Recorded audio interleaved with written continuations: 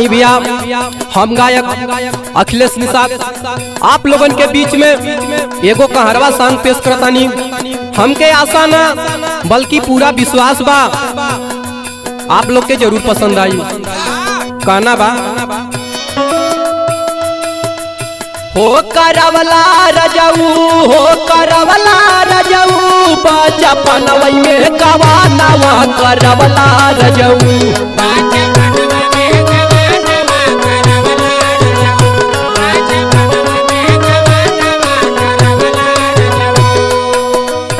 हो करवला रजऊ, हो करवला रजऊ, बचपन में गवानवा करवला रजऊ।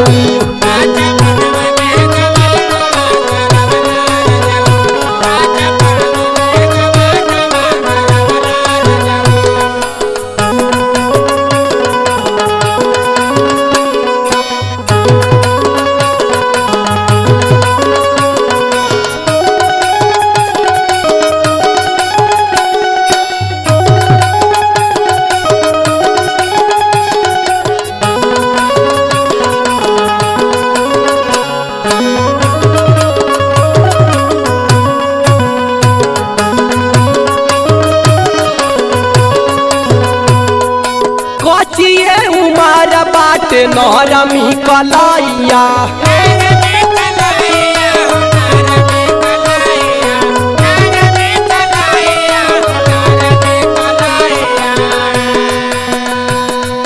डोली ना बेलनवा हमसे कटी ना हिलोइया।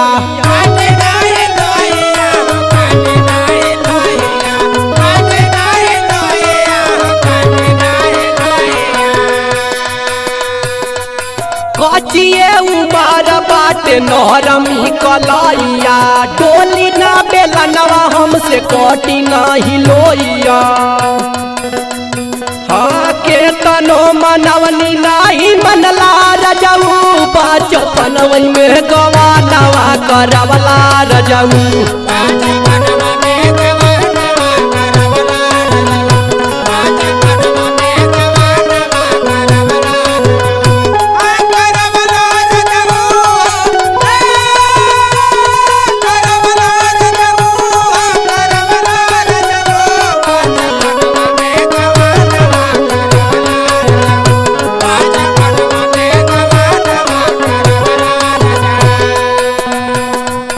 हमारा न पेन्हे आवे वही सैया साड़िया,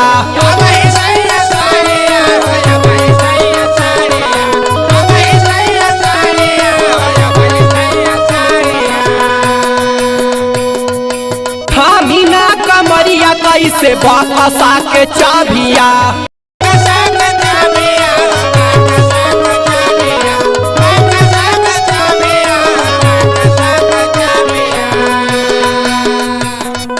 हमारा न पेन्हे आवे वही सैया साड़िया, थामी ना कमरिया कैसे बाकसा के चाबिया।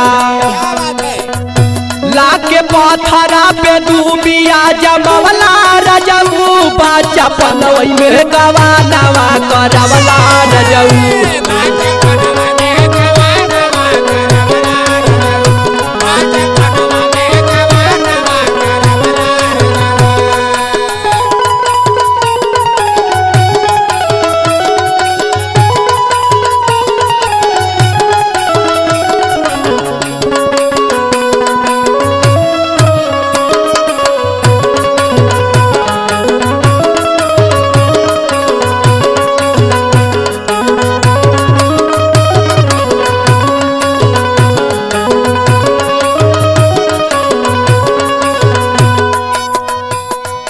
रोज रोज सजावता रसोइया जिसे जिया,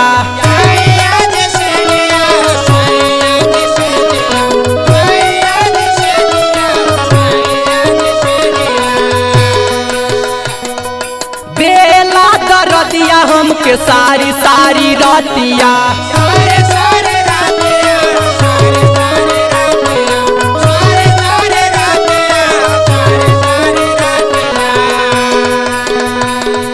रोज रोज सजावता रसोइया जिसे दिया, देला दरदिया हमके सारी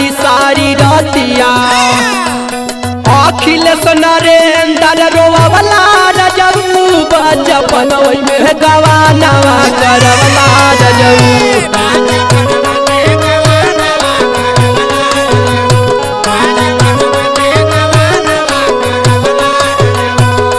करवला रजऊ हो करवला रजऊ बचपन में गवानवा करवला रजऊ।